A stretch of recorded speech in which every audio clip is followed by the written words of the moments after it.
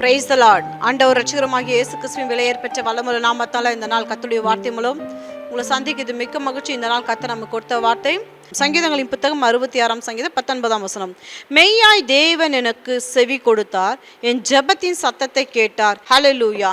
தேவன் செவி கொடுத்தார், ஜெபத்தின் சத்தத்தை கேட்கிறார். நம்ம ஆண்டவர் யாரு?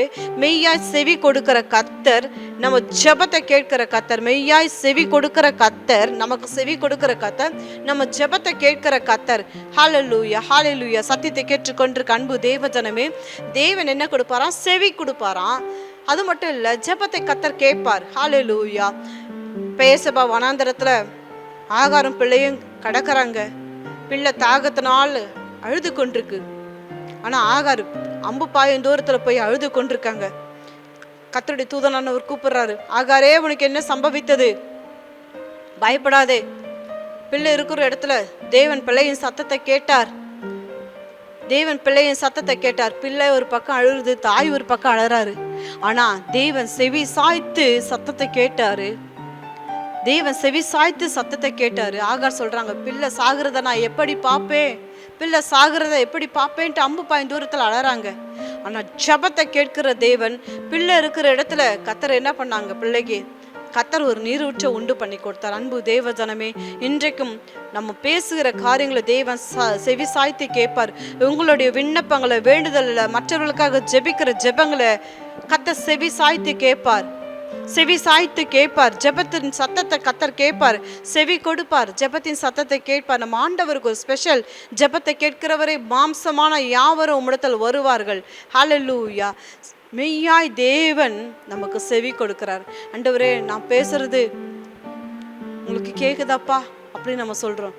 நிச்சயமா அன்பு தேவஜனமே, நீங்க பேசுறத கர்த்தர் கேட்கிறார். உங்க ஜெபத்தை கர்த்தர் கேட்கிறார். ஜெபத்தை கேட்கிறார்னா இன்றைக்கு நீங்க இடுகிற கூக்குரலை கர்த்தர் கேட்பாம இருப்பாரா? உங்க புலம்பல அழுகைய மாற்றாம இருப்பாரா? நிச்சயம் உங்க புலம்பல, உங்க அழுகையை கர்த்தர் மாற்றுவார். உங்க கண்ணீருக்கு ஒரு முற்றுப்புள்ளி வைப்பார். அன்பு தேவஜனமே, உங்க கண்ணீரை நீங்க தொடச்சிக்குங்க. உங்களுக்கு செவி கொடுக்கிற கர்த்தர், உங்க ஜெபத்துக்கு பதில் கொடுக்கிற கர்த்தரை தான் நீங்க ஆராதிக்கிறீங்க.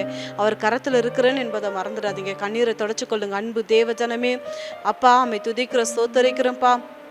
கண்களை மூடி இப்போதும்ப்பா கண்ணீரோடு சத்தியத்தை கேட்டுக்கொண்டிருக்கிற நம்முடைய பிள்ளைகளோ உங்க கரங்களை ஒப்பு கொடுக்குறோம்ப்பா. ஸ்தோத்திரம். அவர்கள் பெருமூச்சு நம்முடைய சமூகத்துல வருகிறதப்பா. அங்களாய்ப்பு நம்முடைய சமூகத்துல வருகிறதப்பா.